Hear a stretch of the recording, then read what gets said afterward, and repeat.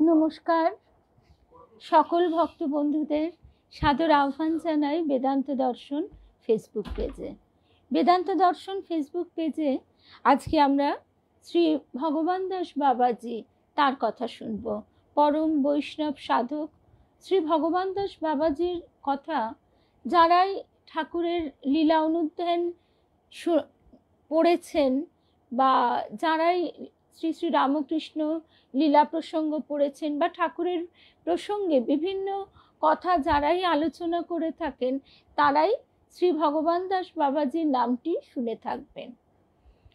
আর শ্রী ভগবান দাস বাবাজি সেই সময়কার একজন প্রখ্যাত বৈষ্ণব সাধক ছিলেন। আজকে আমরা তার অনুধ্যান শুনব, আর এরপরেই আমরা শুনব ভগবান দাস বাবাজির অনুধ্যান শেষ হয়ে গেলে শ্রী লোকনাথ বাবার, শ্রী শ্রী লোকনাথ ব্রহ্মচারী তার কথা। কারণ আমাদের এই অবিভক্ত ভারতবর্ষে যখন বাংলাদেশ, পূর্ববঙ্গ এবং পশ্চিমবঙ্গ একসঙ্গে ছিল, সেই সময় লোকনাথ বাবার ঢাকায় যে সমস্ত মানুষজন থাকতেন পূর্ববঙ্গে, তারা বহু মানুষ শ্রী শ্রী লোকনাথ বাবার শরণাগত ছিলেন, তার আশ্রিত ছিলেন। এবং তারা যখন দেশভাগের পর সেই দিক থেকে মানে পূর্ব থেকে পশ্চিমে চলে আসেন, তারাও কিন্তু এই লোকনাথ বাবার যে ভালোবাসা, লোকনাথ বাবার প্রতি যে ভালোবাসা, তার প্রতি যে শ্রদ্ধা, তার প্রতি যে শরণাগতির ভাব, সেই সবই নিয়ে আসেন। আমরা তাই বহু বহু জায়গায়, বহু বাড়িতেই লোকনাথ বাবার আশ্রিত মানুষজন দেখতে পাই। বারোদির ব্রহ্মচারী শ্রী শ্রী লোকনাথ বাবা, তার কথাও এরপরে শুনব। কেন এই কথাটা বললাম, একেবারে পরপর ভগবান দাস বাবাজি এবং শ্রী লোকনাথ বাবার কথাই রয়েছে। আজকে আমরা ভগবান দাস বাবাজির কথা শুনছি। ভক্ত বন্ধুদের শুভ সন্ধ্যা জানাই। কাবেরী, সোমা, সুস্মিতা, রুমাদি, সংযুক্তা, বিলাসপুরের দিদি রুম্পা, সকল ভক্ত বন্ধুদের শুভ সন্ধ্যা জানাই। আর ঠাকুর মায়ের শ্রী চরণে সাষ্টাঙ্গ প্রণাম নিবেদন করে, শ্রী গুরুকে স্মরণ করে আমরা শুরু করছি আজকের প্রসঙ্গ। ভগবান দাস বাবাজির কথা, ওই যে বললাম, যারাই ঠাকুরের কথা অনুধ্যান করেন তারাই শুনে থাকবেন। ঠাকুর উপযাচক হয়ে বহু বহু ব্যক্তির বাড়িতে যেতেন। তিনি সমাজে অতি সাধারণ কেউই হন, যার নামই কেউ কোনোদিন শোনেননি, আবার তেমন খুব বড় মানুষ, ধনী ব্যক্তি তাই হন, অথবা বিদ্যাসাগর, বঙ্কিমচন্দ্র এদের মতো প্রথিতযশা পুরুষই হন, আবার কোনো সাধক হন, সাধু, তাদের কাছে ঠাকুর স্বয়ং ছুটে ছুটে যেতেন। আসলে ঈশ্বরকে ডাকা মানেই, শ্রীহরিকে ডাকা মানেই সেই ডাক তো তার কাছেই পৌঁছে যায়, সে মানুষ বুঝুক আর নাই বুঝুক। ভগবান দাস বাবাজিও একজন প্রখ্যাত সাধক ছিলেন। ঠাকুর স্বয়ং শুভ সন্ধ্যা স্বপ্নাদি, ঠাকুর স্বয়ং হৃদয়কে নিয়ে তার কাছে গিয়েছিলেন। অম্বিকা কাল্লায় তার বিশেষ খ্যাতি ছিল, এবং শুধু অম্বিকা কাল্লায় নয়, সেই খ্যাতি কলকাতাতেও ছড়িয়ে পড়ে, বিশেষ করে বৈষ্ণব সমাজে। দেবেন্দ্রনাথ মজুমদারের কথা আমরা জানি। দেবেন্দ্রনাথ মজুমদার ঠাকুরের একজন অন্যতম গৃহী পার্ষদ। শ্রী রামকৃষ্ণ অর্চনালয়ে আমরা যাই বা সেখানকার কথাও আমরা পাঠচক্রেও আলোচনা করি। দেবেন দাদার কথা আমরা পাঠচক্রে শুনেছি, এবং সর্বোপরি দেবেন দাদার লেখা এই গানটি জানেন না এমন কেউ নেই, ভবসাগর তারণ কারণ হয়ে। এই দেবেন্দ্রনাথ মজুমদার, তিনিও প্রথম ভগবান দাস বাবাজির কাছেই ছুটে যাচ্ছিলেন। আসলে তিনি ঠাকুরের পার্ষদ হলে কি হবে, ঠাকুরের সঙ্গে সাক্ষাৎ যোগাযোগ হতে তার একটু সময় লেগেছিল। ছোটবেলা থেকেই তিনি ছিলেন উদাসীন, আর তাছাড়াও তার সাহিত্যের প্রতি একটা বিশেষ আকর্ষণ ছিল, ভিতর থেকেই তার কবিত্ব প্রতিভা স্ফুরিত হতো। তা যাই হোক, তাছাড়া তিনি তার লেখা হস্তাক্ষর ছিল মুক্তোর মতো। সেই যুগে হস্তাক্ষরের বিশেষ গুরুত্ব ছিল, কারণ এই ছাপাখানা তখনও তৈরি হলেও তার এতটা প্রসার হয়নি। সেই জন্যে বহু ক্ষেত্রেই হাতে লেখার একটা বিশিষ্ট ভূমিকা ছিল। এই বিশেষ করে জমিদারি এতে, সওদাগরি অফিসে এই ধরনের কাজের জন্য বহু লোকের প্রয়োজন পড়তো। দেবেন্দ্রনাথ মজুমদার তিনিও কলকাতায় এসে ঠাকুর পরিবারে, মানে রবি ঠাকুরের, তখন দেবেন্দ্রনাথ ঠাকুর তাদের যে জমিদারি, সেইখানে খাতা লেখার কাজে নিযুক্ত হন। যেহেতু তিনি দেবেন্দ্রনাথ ঠাকুরের জমিদারিতে কাজ করতেন, আর সেখানে তাদের এই ব্রাহ্ম সমাজের সঙ্গে যোগসূত্র ছিল, সেই হেতু ব্রাহ্ম সমাজে বহু খবরাদি তিনি পেতেন। সেই সূত্রে তিনি ঠাকুরের কথা শুনেছিলেন।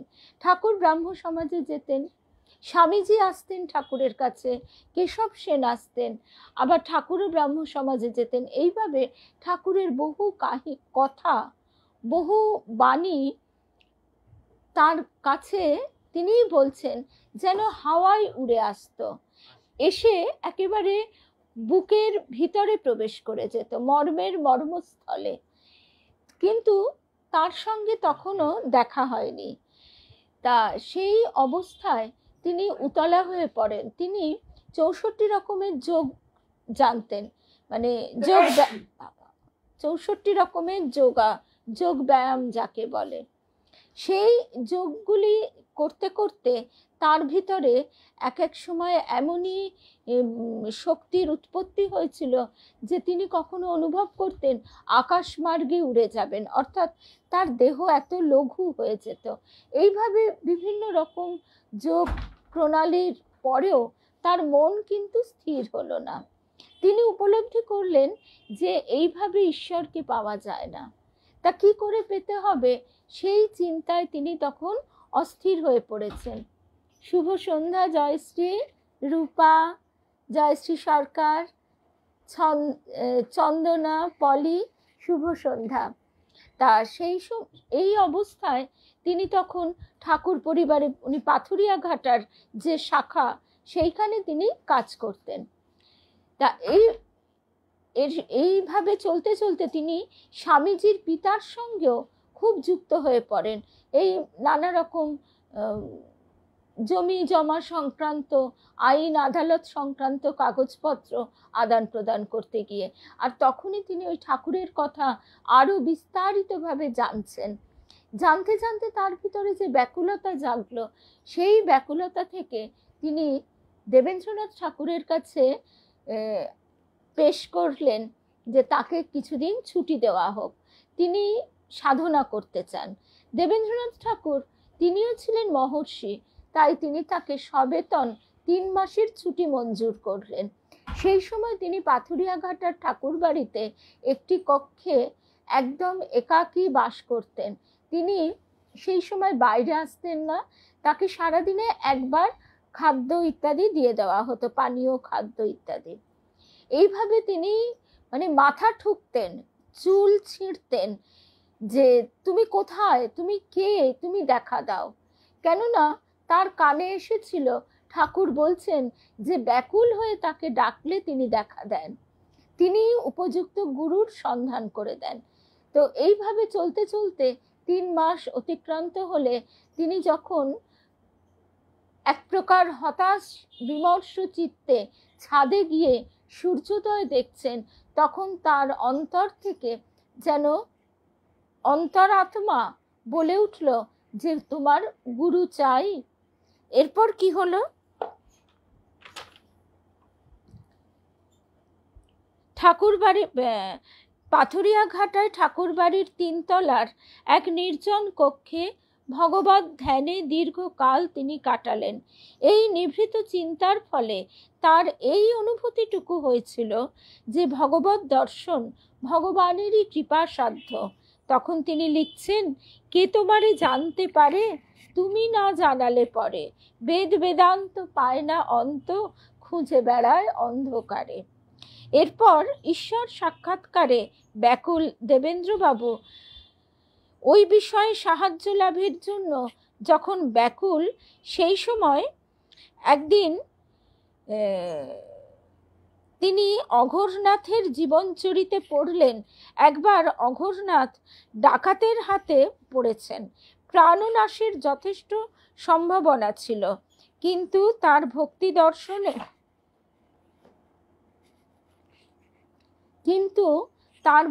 দর্শনে দস্যুরা তাকে ছেড়ে দিল। বিবৃতি পড়ে মজুমদার মশাই উন্মত্তের মতো চিৎকার করে উঠলেন, কে বলে ভগবান নেই? এই যে ভগবান আছেন দেখছি, নইলে অঘোরনাথকে কে বাঁচালে? তারপর তিনি ফিরে এসে আবার দরজা বন্ধ করে কাতর প্রার্থনা জানাতে লাগলেন, আর ব্যাকুলতার আবেগে চুল ছিঁড়তে লাগলেন, দেওয়ালে মাথা ঠুকতে ঠুকতে বলতে লাগলেন, কোথায় কে আছো, দেখা দাও, দেখা দাও। এইভাবে 3 দিন 3 রাত্রি অনাহারে অনিদ্রায় কাটল। চতুর্থ দিন সকালবেলা সেই বালার্ককে উদীয়মান দেখে তিনি উচ্চস্বরে বলে উঠলেন, কে বলে ভগবান নেই? আর মনের অন্তর থেকে শতই সেই বাণী প্রকাশিত হলো, গুরু চাই। আজকে এই দেবেন্দ্রনাথ মজুমদারের কথা কেন বলছি? এই গুরুর সন্ধানে তিনি প্রথমেই কাল্লায় ভগবান দাস বাবাজির কাছে যেতে উদ্যত হলেন। কিন্তু আশ্চর্যের ব্যাপার, কাল্লার স্টিমার সেদিন চলে গেছে। তাই ক্ষুণ্ণ মনে তিনি পূর্ব পরিচিত নগেন্দ্রনাথ মুখোপাধ্যায়ের বাড়িতে ফিরে এলেন এবং সেই বন্ধুর বাড়িতে ভক্তি চৈতন্য চন্দ্রিকা নামক একটি বই পড়তে লাগলেন। বইটি পাতা উল্টাতে উল্টাতে এক জায়গায় দেখলেন পরমহংস শ্রী রামকৃষ্ণদেব এই নামটি তাকে যেন একেবারে বিদ্ধ করল। পরমহংস রামকৃষ্ণ, এই কথা দুটির মধ্যে না জানি কি মোহিনী শক্তি লুক্কায়িত ছিল। অজ্ঞাতসারে নবালোকে উদ্বোধিত দেবেন্দ্রবাবু ভাবলেন, পরমহংস তো খুব উচ্চ অবস্থা, ভগবত দর্শন না হলে এমন অবস্থা হয় না। তার কথা তো অনেক শুনেছি, তার কাছে কি যাব? তিনি কি আমার সহায় হবেন? এই চিন্তায় অভিভূত হয়ে তিনি বেরিয়ে পড়লেন পরমহংসের সন্ধানে। যদিও তিনি গুরু রূপে ভগবান দাস বাবাজির কাছেই প্রথম যাওয়া মনস্থির করেছিলেন, কিন্তু তার যাত্রা হলো বিপরীত দিকে, দক্ষিণেশ্বর অভিমুখে। আহিরিটোলার ঘাট থেকে অন্যান্য যাত্রী সহ নৌকো পাল তুলে বেগে উত্তরাভিমুখে চলল। দেবেন্দাদার কথা এই জন্যেই আজকে প্রথমেই বলতে ইচ্ছা হলো। শুভ সন্ধ্যা সিদ্ধার্থ, কাকলি, নিবেদিতা, শুভ সন্ধ্যা।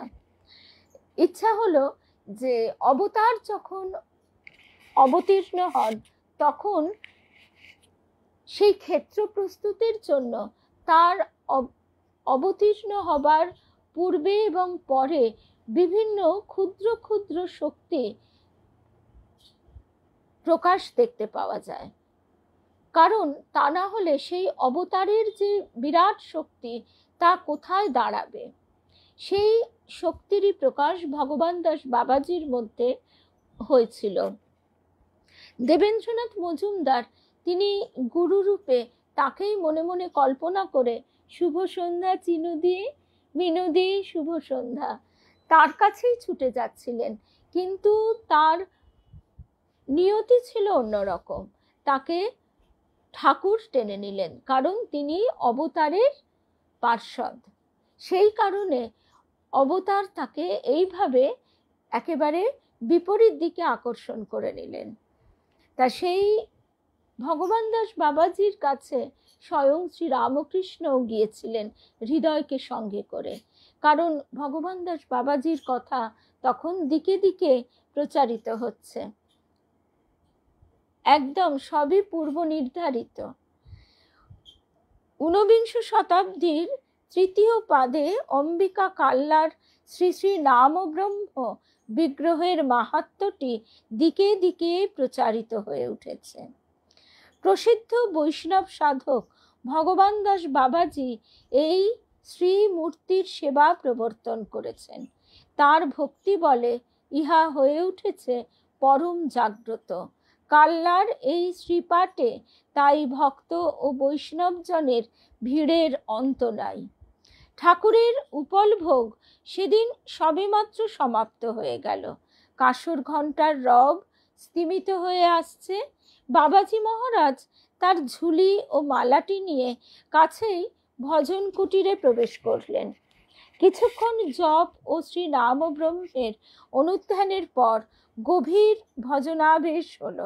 মহাসাধকের নয়ন দুটি অর্ধনিমিলিত হাতের মালা গাছটি স্বয়ংক্রিয় যন্ত্রের মতো ঘুরে ঘুরে কখন থেমে গেছে। এমন সময় বাবাজি মহারাজের ভজন কুটিরে এক বিশিষ্ট দর্শনার্থী প্রবেশ করলেন। তিনি ওই অঞ্চলের প্রতাপান্বিত ভূম্যাধিকারী বর্ধমানের মহারাজা। কোথা থেকে কি ঘটল, বাবাজি মহারাজ হাতের মালাটি আসনের ওপর রেখে চিৎকার করে উঠলেন, ওরে মার মার, তাড়িয়ে দে তাড়িয়ে দে। দর্শনার্থী মহারাজ হতাশায় মুষড়ে পড়লেন। সিদ্ধ সাধুর ভজন কুটিরে প্রণাম করতে এসে এ কোন বিপত্তি। ভাবলেন হয়তো বা বিষয়ী লোকের সংস্পর্শ এড়াতে চাইছেন বলেই বাবাজি মহারাজের এই কোপ। কিন্তু এরপরই সিদ্ধ ভগবান দাস হঠাৎ একেবারে নীরব হয়ে পড়লেন। নয়ন দুটি তার পূর্বের মতোই মুদিত, দেহটি একেবারে নিস্পন্দ। বাহ্য জ্ঞান বিরহিত বৈষ্ণব মহাপুরুষের দিকে তাকিয়ে বর্ধমান রাজ ভাবছেন বাবাজির সম্বিত ফিরে আসুক, তারপর এই আকস্মিক ক্রোধ প্রকাশের হেতুটি কি তা তিনি অবশ্যই জিজ্ঞাসা করবেন, না হলে এ স্থান ত্যাগ করবেন না। শুভ সন্ধ্যা জয়ন্তীদি। কিছুক্ষণ পরে ভগবান দাস বাবাজির বাহ্য জ্ঞান ফিরে এলো। মালা গাছটি কুড়িয়ে নিয়ে সম্মুখে তিনি দৃক্পাত করলেন। বিশিষ্ট অতিথিটিকে দেখে ব্যগ্র হয়ে জিজ্ঞাসা করতে লাগলেন, বাবা, কখন আপনার আসা হয়েছে? ঠাকুর আনন্দে রেখেছেন তো? শ্রী শ্রী নামব্রহ্মের প্রসাদ কি এখানে পেয়েছেন? মহারাজের বিস্ময়ের অবধি নাই যে বাবাজি মহারাজ কিছুক্ষণ আগেই শুভ সন্ধ্যা লক্ষ্যে তীব্র চিৎকার করে তাকে তাড়িয়ে দিতে উদ্যত হয়েছিলেন, অল্পক্ষণের মধ্যেই তার একই অদ্ভুত রূপান্তর।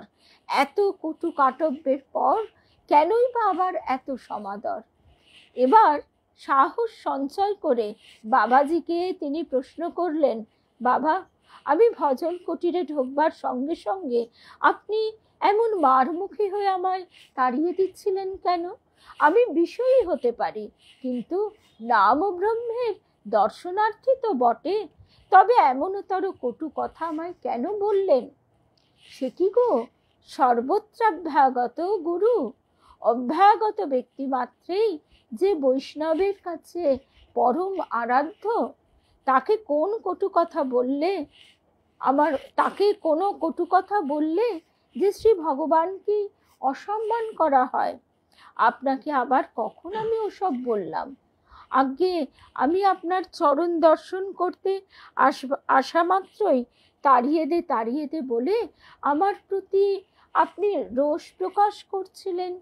বাবাজি মহারাজ বড় লজ্জিত হয়ে পড়লেন।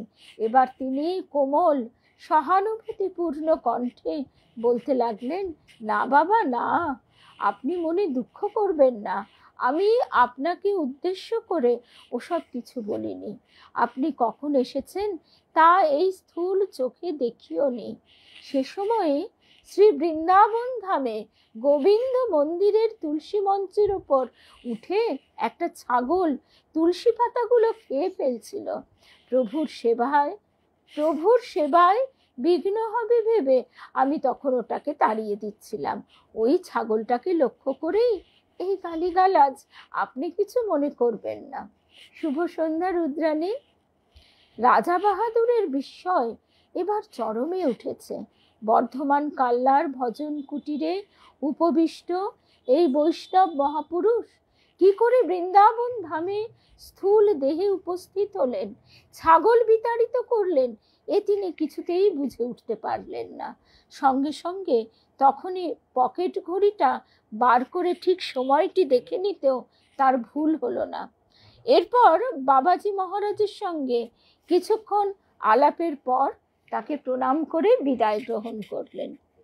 বর্ধমান রাজ ভাবলেন, গোবিন্দ মন্দিরে এই সময়ে এইরূপ ঘটনা ঘটেছে কি না এটি জানা অবশ্যই দরকার। নাকি এই সাধু বাবা তিনি এইভাবে মানুষকে ধোঁকা দিচ্ছেন। সেই দিনই তিনি বৃন্দাবনের এক ঘনিষ্ঠ বন্ধুর কাছে তার পাঠালেন। তাতে সংবাদে জানা গেল যে তার উল্লেখিত সময়ে গোবিন্দজির তুলসী মঞ্চের যে চারাগাছটি সত্যি এক ছাগল এসে মুড়িয়ে খেয়ে দিয়েছে। কাল্লা নিবাসী ভগবান দাস বাবাজি হঠাৎ সেই সময়ে মন্দির প্রাঙ্গণে উপস্থিত হন এবং একটি লাঠি হাতে চিৎকার করতে করতে সেটি তাড়িয়ে দেন। এই দৃশ্য তিনি শুধু একা নয়, মন্দিরে উপস্থিত অনেকেই দেখেছেন। একথা জেনে রাজা বাহাদুর ও স্থানীয় জনগণের বিস্ময়ের অন্ত রইল না। ভজনাবেশের মধ্যে দিয়েই যে শক্তিধর বাবাজি স্থূল দেহে সেই সময়ে বৃন্দাবনে উপস্থিত হন, এতে কারো সন্দেহের অবকাশ রইল না। আমরা যখন শুভ সন্ধ্যা মিতা, আমরা যখন যোগীরাজ শ্যামাচরণ লাহিড়ী মহাশয়ের অনুধ্যান শুনছিলাম, তখনও ঠিক এমনই ঘটনা শুনেছি। এমনই ঘটনা বহু সাধক জীবনেই আমরা জেনে থাকি, শুনে থাকি। এটি আশ্চর্য কিছু নয়। শুভ সন্ধ্যা ভারতীদি, বহুদিন পরে তোমাকে লাইভে দেখলাম। কিন্তু এই ঘটনাটিকে আমরা সাধারণ দৃষ্টিতে অলৌকিক বলে থাকলেও আদতে কিন্তু এটি সেই অর্থে অলৌকিক নয়।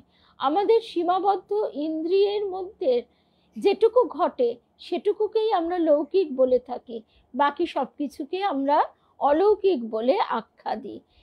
যোগীদের এই যে সাধনলব্ধ শক্তি তারা আয়ত্ত করে ফেলেন, তার ফলে তার প্রকাশ এবং বিকাশ তাদের মধ্যে অতি অনায়াসেই দেখা যায়।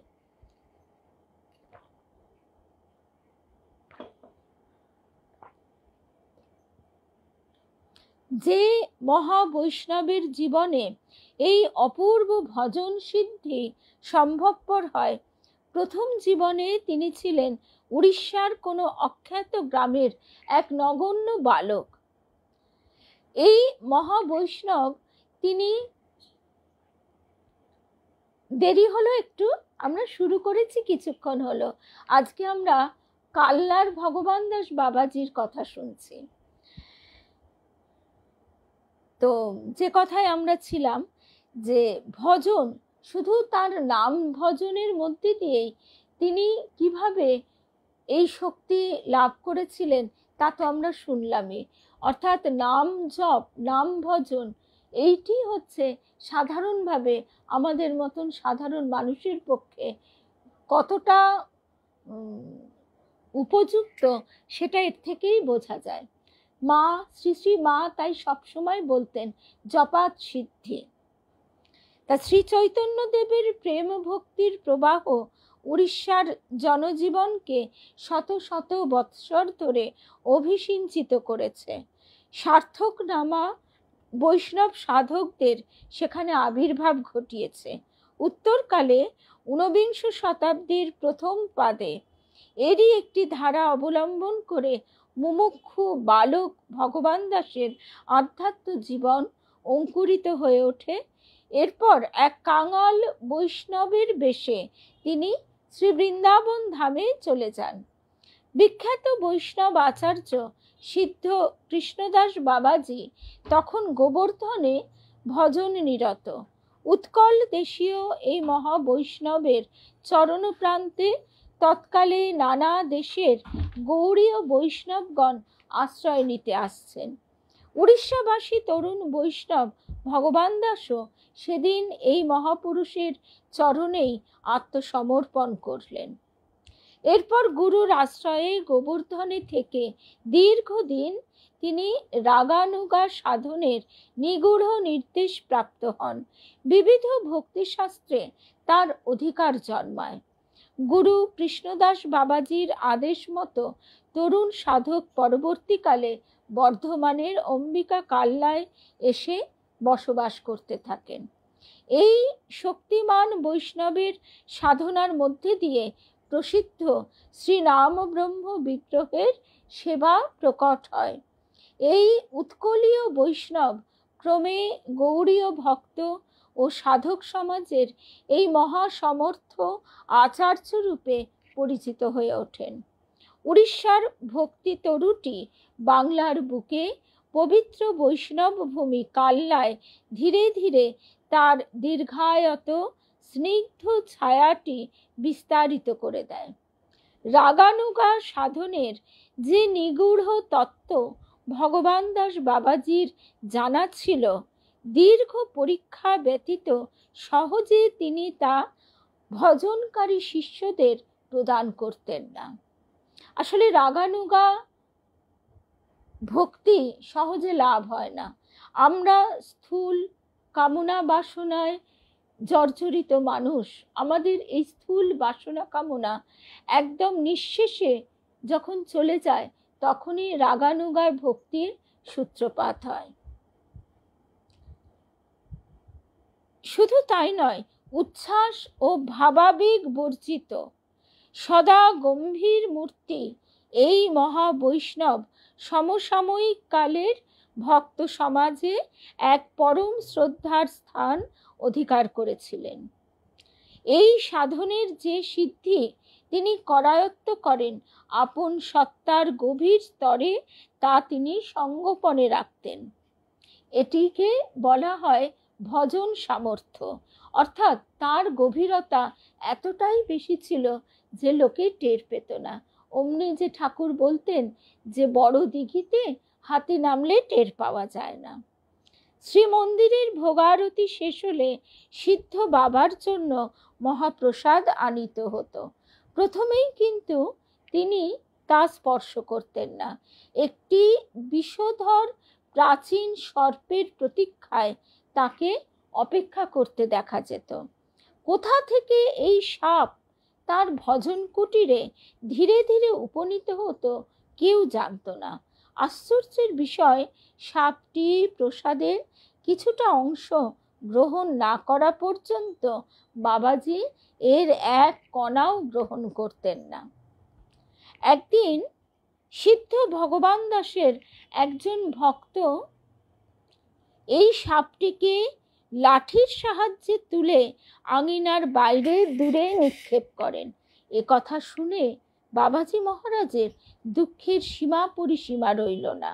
বিষাদ ক্লিষ্ট হৃদয়ে তিনি তার ওই ভক্তটিকে বলতে লাগলেন, উনি হচ্ছেন আমার নাম ব্রহ্মের বড় ভাই অনন্তদেব, আর তুমি কি না আজ তারই সঙ্গে এমন নিষ্ঠুর ব্যবহার করলে? যাও যাও, তুমি কখনো তুমি আমার আশ্রমে আর প্রবেশ করো না। দীর্ঘকাল ব্যাপিয়া বাবাজি মহারাজের অন্তরে সেদিনকার এই ঘটনাটির করুণ স্মৃতি বর্তমান ছিল। এই দুষ্কৃতিকারীর প্রতি তার অসন্তোষ সহজে দূর হয়নি। আমাদের এই ঘটনাগুলি শুনলে কতটা আশ্চর্য লাগে, এবং সাধারণভাবে মানুষ এগুলো বিশ্বাসও করতে চাইবে না। বিশেষ করে বহির্মুখী মন যাদের, স্থূল জগতের প্রতি যাদের আকর্ষণ, তাদের কাছে এর ব্যাখ্যা তারা বিজ্ঞানের ভাষায় পাবে না, তাই তারা উড়িয়ে দেবে। কিন্তু যথার্থ বিজ্ঞান মনস্কতা সে কথা বলে না। এর গভীরে কি রহস্য আছে আমরা কেউ তা বুঝতে পারলাম না, কিন্তু তিনি এই ঘটনাটিকে যে এতটা গুরুত্ব দিয়েছেন কেন, সেটুকু তো শ্রদ্ধার সঙ্গে আমাদের গ্রহণ করা উচিত। ভজন সিদ্ধি মহাসাধক, সরি একটু প্রিন্টিং মিস্টেক ছিল, ভজন সিদ্ধ মহাসাধক একান্ত নিষ্ঠা সহকারে সতত তার ইষ্টের আরাধনায় ব্যাপৃত থাকেন। গভীর রাত্রি পর্যন্ত তার জপ তপ অব্যাহত চলতে থাকে। কোনো কোনো দিন ভজনের সম্যক স্ফুরণ না হলে ভগবান দাস বাবাজি কোনো আহার্য বস্তুই গ্রহণ করেন না। কখনো কখনো একাধিক ক্রমে এই রূপে 2-4 দিনও কেটে যায়। আবার জপ ও ভজনের ফলে দিব্যানন্দ ও রসাবেশ সঞ্চারিত হয়। এবার তিনি বালকের মতো আহার্যের অন্বেষণে হঠাৎই বড় ব্যস্ত ও চঞ্চল হয়ে পড়েন। গভীর রাত্রে এক এক দিন তিনি ক্ষুধার্ত হয়ে পড়েন। খাবার তখনই কিছু চাই। দ্রুত বেগে তখনই বাজার হতে নানা প্রকার মিষ্ট দ্রব্যাদি কিনে আনা হয়, তবে তাকে কোনো ক্রমে শান্ত করা যায়। আমরা ঠাকুরের কথাতেও কিন্তু এমনটি শুনেছি। মা তাই সবসময় কিছু না কিছু ব্যবস্থা রাখতেন। ঠাকুরের হঠাৎ হঠাৎ খিদে পেয়ে যেত। তেমনি একবার মেয়ে ভক্তরা এত বড় একটা স্বর নিয়ে এসছেন, গোলাপ মা, যোগিন মা, তারা এসে তারা শোনেন যে ঠাকুর বেরিয়ে পড়েছেন কলকাতার উদ্দেশ্যে বলরাম বাবুর বাড়িতে। তারা তখন নৌকা করে বলরাম বাবুর বাড়িতে রওনা হন আর স্বরটি রামলাল দাদার কাছে রেখে যান। তারপরে তারা অবাক হয়ে শুনছেন যে ওই পুরো স্বরটি তিনি রাত্রির বেলা পুরোটা খেয়ে নিয়েছিলেন, যে ঠাকুরের এত পেটের গোলমাল ছিল। ঠিক এমনই মাঝে মাঝে তারও এইরকম প্রচন্ড ক্ষুধার উদ্রেক হতো।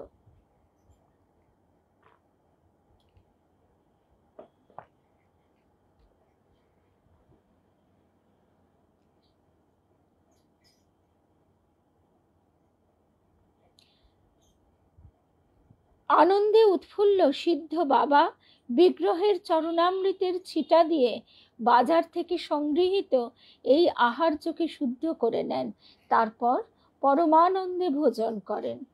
বাবাজির জীব প্রেমের নানা অদ্ভুত দৃশ্য দর্শন করে শিষ্যেরা প্রায়ই বিস্মিত হয়ে যান। কাল্লার এই আশ্রমে তার একটি পোষা প্রিয় বিড়াল আছে। রোজই সে প্রসাদান্নের অংশগ্রহণ না করে ছাড়ে না। ভজনাবিষ্ট সিদ্ধ বাবা যেদিন প্রসাদান্ন ভোজনে দেরি করেন, রোজকার অভ্যাস মতো এই বিড়ালটি তার চারিদিকে ডেকে ডেকে ঘোরাফেরা করে। বাবাজি থালার ঢাকনাটি খুলে দিলে সেই বিড়ালটির পরমানন্দ। মনের সুখে সে কিছুটা অংশ উদরস্থ করে সরে পড়ে। অবশিষ্ট আহার্য সিদ্ধ বাবা মহারাজ তার সুবিধা মতো পরে গ্রহণ করেন। বিড়াল খেয়েছে বলে তার এতটুকুও ঘৃণা বোধ হয় না। বাবাজি মহারাজের শুদ্ধা ভক্তি ও নিরভিমানতা ছিল অতুলনীয়। একবার প্রভুপাদ বিজয়কৃষ্ণ গোস্বামী সিদ্ধ ভগবান দাস বাবাজিকে দর্শন করতে কাল্লায় আসেন। গোস্বামীজি তখন ব্রাহ্ম সমাজের এক বিশিষ্ট আচার্য। বিজয়কৃষ্ণের পরিচয় পাওয়া মাত্র সিদ্ধ বাবা মহারাজ সাষ্টাঙ্গে তার চরণে প্রণত হলেন। গোস্বামী মহাশয় যে তাঁরই পরমারাধ্য শ্রী অদ্বৈতের বংশোদ্ভব। বয়সে বিজয়কৃষ্ণ গোস্বামী তার থেকে ছোট হওয়া সত্ত্বেও বিজয়কৃষ্ণ সেদিন শত চেষ্টা সত্ত্বেও প্রণামরত বাবাজিকে কিছুতেই নিরস্ত করতে পারেননি। গোস্বামীজি পথশ্রান্ত পিপাসার্ত হয়ে এসেছেন। আশ্রমের এক সেবকের কাছে তিনি পানীয় জল চাইলেন। ভগবান দাস বাবাজি তক্ষুনি কুটির থেকে ছুটে বাইরে এসে নিজের ব্যবহারের কমণ্ডলুখানি সযত্নে মেজে ঘষে তাতে বিজয়কৃষ্ণ গোস্বামীর জন্য জল নিয়ে এলেন। সঙ্গে সঙ্গে সযত্নে গোস্বামী পাদের জন্য নানাবিধ মিষ্টান্ন প্রসাদেরও ব্যবস্থা করা হলো। সিদ্ধ বাবার এই আচরণ দেখে বিজয়কৃষ্ণ তো অবাক। কেন না তখন সেই যুগে প্রচণ্ড বাজবিচার ছিল ছোঁয়াছুঁয়ির, বিশেষ করে যারা বৈষ্ণব তাদের মধ্যে এটির আবার মাত্রাতিরিক্ত রূপে দেখা যেত।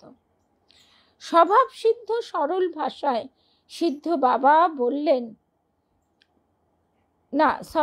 স্বভাব সিদ্ধ সরল ভাষায় বিজয়কৃষ্ণ গোস্বামী সিদ্ধ বাবাকে বললেন, বাবা আপনি আমায় জল দিচ্ছেন, কিন্তু আমি যে ব্রাহ্ম, আমি তো যেখানে সেখানে যার তার সঙ্গে আহার করে থাকি, আমাকে আপনার কমণ্ডলু থেকে জল পান করতে দেবেন না।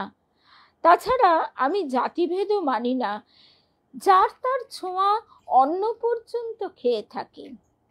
দৈন্য ও বৈষ্ণবতার প্রতিমূর্তি ভগবান দাস বাবাজি করজোড়ে গোসাইজির সম্মুখে দণ্ডায়মান।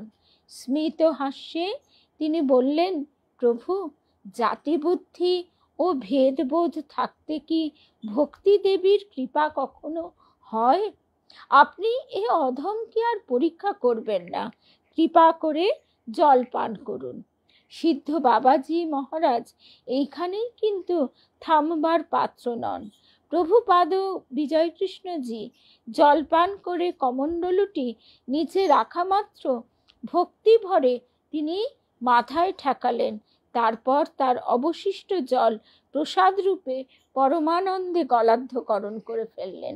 কারণ বিজয়কৃষ্ণ গোস্বামী ছিলেন অদ্বৈত বংশের পুরুষ।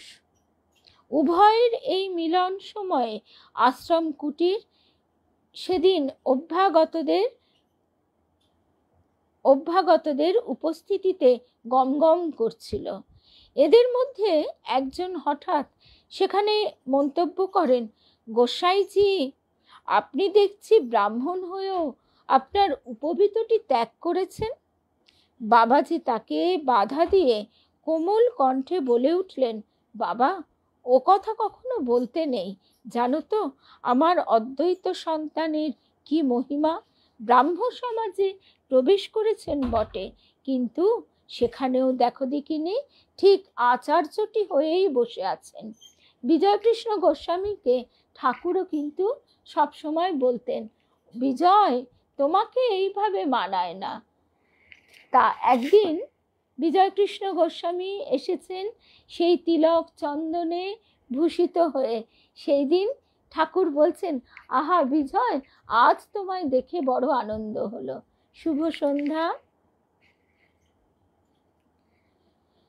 বিজয়কৃষ্ণ গোস্বামীজি এক কঠোর সাধনার মধ্যে দিয়ে তারপর এগিয়ে যান ঠাকুরেরই আদেশে।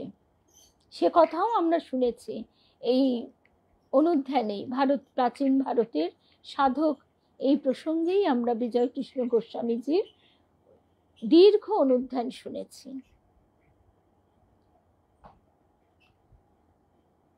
মন্তব্যকারী ব্যক্তিটি এবার আরো বিদ্রুপাত্মক স্বরে বলে উঠলেন, কেমন আচার্য তা তো দেখাই যাচ্ছে, জামা জুতো পরা আধুনিক আচার্য। ভক্তি সিদ্ধ ভগবান দাস বাবাজির চোখে এইবার অশ্রু রাশি উদ্গত হলো। কারণ তিনি জানেন সবই তার সেই শ্রী শ্রী নামব্রহ্মের প্রকাশ। সখেদে ওই ভদ্রলোকটিকে তিনি বললেন, বাবা, একথা বলা যে মহা অপরাধ। আমাদের প্রভুকে সুন্দর করে সাজানো সে যে আমাদেরই কর্তব্য, অথচ আমরা এমনই দুর্ভাগা, তার জন্য কিছুই করতে পারিনি। আর যদি বা তিনি নিজে প্রয়োজন মতো কিছুটা সংগ্রহ করে নিয়েছেন, তা দেখে আমরা যে একটু আনন্দ করব, সে সৌভাগ্যও আমাদের নেই। সমালোচকের উদ্ধত শির তখন লজ্জায় অবনত হয়ে পড়েছেন। ভগবান দাস বাবাজি মহারাজের ভজন নিষ্ঠার খ্যাতি শুধু কাল্লায় নয়, সমগ্র দেশের দিক দিগন্তে সে সময় প্রচারিত। উৎকল দেশ হতে আগত এই বৈষ্ণব মহাপুরুষ বাংলার জনজীবনের সঙ্গে সেদিন নিতান্ত ঘনিষ্ঠভাবে জড়িত হয়ে পড়েছেন। শুধু তাই নয়, ভজন সিদ্ধি ও নেতৃত্ব শক্তির বলে গৌড়ীয় সমাজের অন্যতম শ্রেষ্ঠ আচার্য রূপেও তিনি তৎকালে এদেশে পরিচিত হয়ে উঠেছেন। রাগানুগা ভজনের নিগূঢ় ধারাপথটি বেয়ে সিদ্ধ বাবাজির সাধনা গোপনে অগ্রসর হয়ে চলত। তাই এই নিষ্কিঞ্চন ভাবগম্ভীর বৈষ্ণবের বাহ্যাবরণ ভেদ করে সত্যকার রসমধুর স্বরূপটি দর্শনের সৌভাগ্য খুব কম লোকেরই হতো। মধুর ভজনের ভাবোচ্ছ্বাসকে সুসংহত করে রাখবার শক্তি বাবাজি মহারাজ যেন অতি স্বচ্ছন্দে ধারণ করতেন, আর এই ছিল তার সাধন জীবনের এক পরম বৈশিষ্ট্য।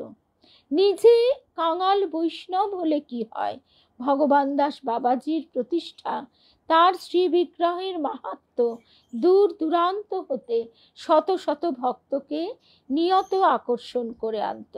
তার স্থাপিত শ্রী নাম ব্রহ্ম ছিলেন এক মহা জাগ্রত বিগ্রহ। বহু ভক্তের আনন্দোৎসব ও ভজনাবেশ এই শ্রীমূর্তিকে কেন্দ্র করে উৎসারিত হতো। পরিপাটি রূপে এর সেবা অনুষ্ঠান করতে ভক্তদের উৎসাহের অবধি থাকত না। একবার আশ্রম হতে শ্রী নাম ব্রহ্মের কতকগুলি মূল্যবান আভরণ অর্থাৎ গহনা অপহৃত হয়। বিগ্রহের পূজারী ব্রাহ্মণী গোপনে এই দুষ্কর্মটি করে থাকেন এবং শুধু করেন না, সেই দুষ্কর্মটি করে তিনি পালিয়েও যান। এই নিয়ে কাল্লা শহরে সেদিন আলোড়নের অন্ত নাই। ভক্তেরা সবাই মহা উত্তেজিত। পুলিশের সাহায্যে সেই স্বর্ণালঙ্কারগুলি তারা উদ্ধার করতে চাইছেন, কিন্তু বাবাজি তাতে একবারেই সম্মত নন। সকলকে প্রবোধ দিয়ে স্মিত হাস্যে বাবাজি বলছেন, আহা, তোমরা ব্যস্ত হচ্ছ কেন? শ্রী নাম ব্রহ্মের অলঙ্কার পরবার ইচ্ছা হয়তো নেই, তাই তো পূজারীকে এগুলো নিয়ে যেতে দিয়েছেন। বেশ তো, কিছুকাল এমনই না হয় থাকুন। এরপর কয়েক মাস গত হয়েছে। হঠাৎ একদিন দেখা গেল সকালবেলা সেই পলাতক পূজারী ব্রাহ্মণটি আশ্রমে এসে উপস্থিত। একটি পুটুলিতে বেঁধে বিগ্রহের সমস্ত অলঙ্কারই সে ফিরিয়ে এনেছে। বাবাজি মহারাজের সামনে তা রেখে ভয়ার্ত লোকটি উচ্চৈস্বরে কাঁদছে। সে স্বীকার করল, বাবা, লোভে পড়েই শ্রী নাম ব্রহ্মের এই সমস্ত গহনা নিয়ে আমি পালিয়েছিলাম, কিন্তু শেষকালে অপরাধ বোধে দংশনে, বিবেকের দংশনে আমার ভেতরটা পুড়ে ছারখার হয়ে গেছে। এগুলিকে ভেঙে ফেলতে মন চায়নি। অনুতাপে, প্রাণের অশান্তিতে আমি তিলে তিলে জ্বলে পুড়ে ছারখার হয়ে গেছি। এগুলো তাই ফিরিয়ে দিলাম। বাবা, আপনি ক্ষমা করুন। এই অনুতপ্ত ক্রন্দনরত ব্রাহ্মণকে সিদ্ধ বাবা আশ্বস্ত করলেন। তারপর জগদীশ বাবা প্রভৃতি অন্তরঙ্গ ভক্ত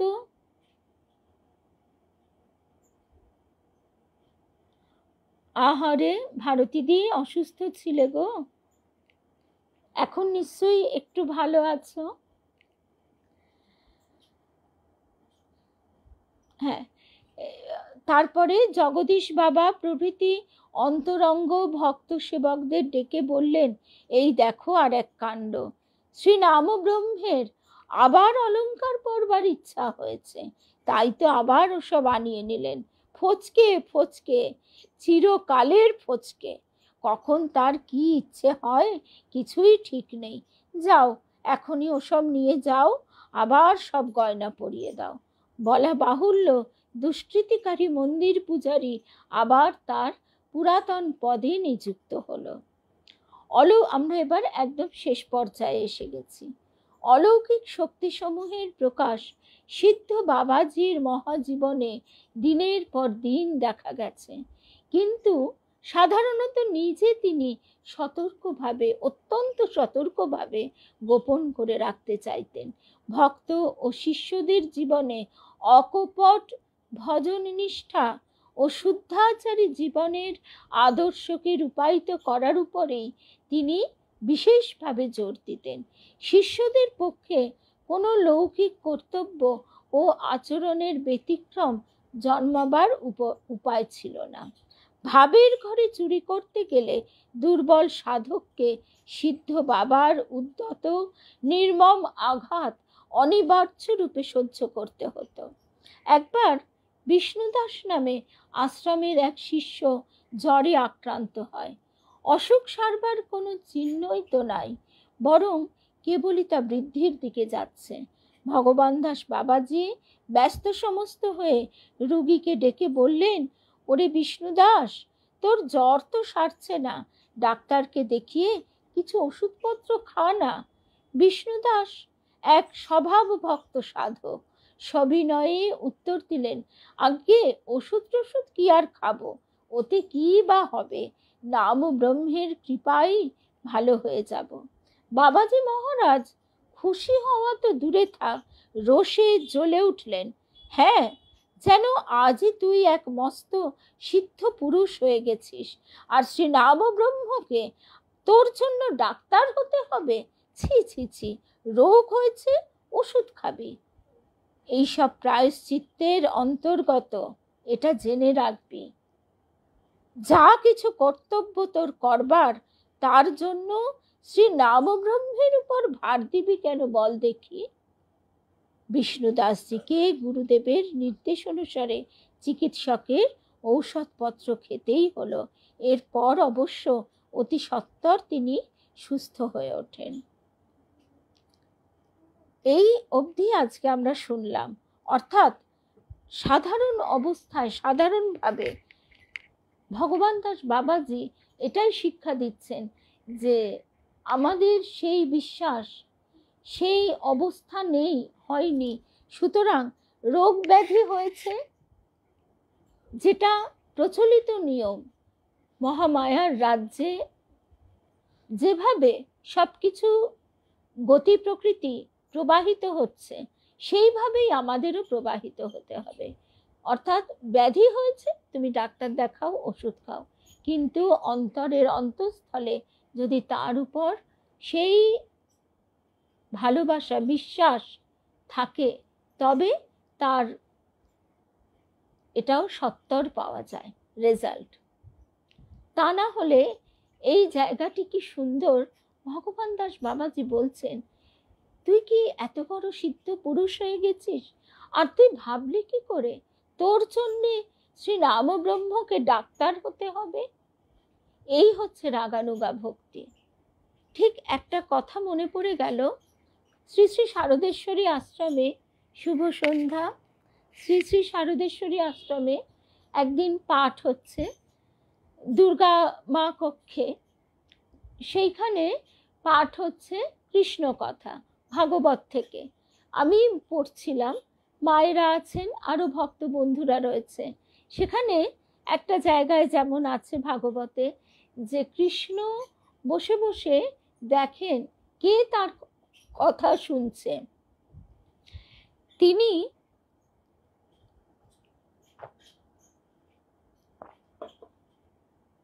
শ্রবণের ভিতর দিয়া অন্তরে প্রবেশ করে অন্তরের মালিন্য দূর করেন। তাই ভাগবতকার বলছেন, আহা, তুমি যেন ঝাড়ু দিয়ে আমাদের মনের মন্দিরটি পরিষ্কার করছো। এই কথাটি শুনে আমাদের বাণীমা, তিনি একেবারে আকুল হয়ে বলে উঠলেন, আহা, দেখো দেখিনি, এ কৃষ্ণের কি জ্বালা, কি যন্ত্রণা, কে কোথায় বসে বসে তার নাম শুনছেন, আর তাই তিনি গিয়ে গিয়ে সকলের মনটাকে পরিষ্কার করছেন।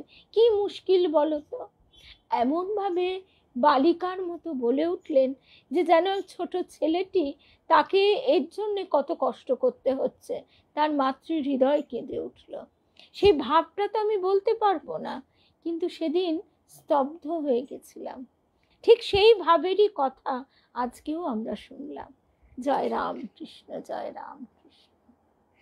আবার দেখা হবে আগামীকাল। আগামীকাল সন্ধে 7:30টায় মায়ের কথা, মা সারদা সেবাশ্রম ফেসবুক পেজে। জয় রাম কৃষ্ণ।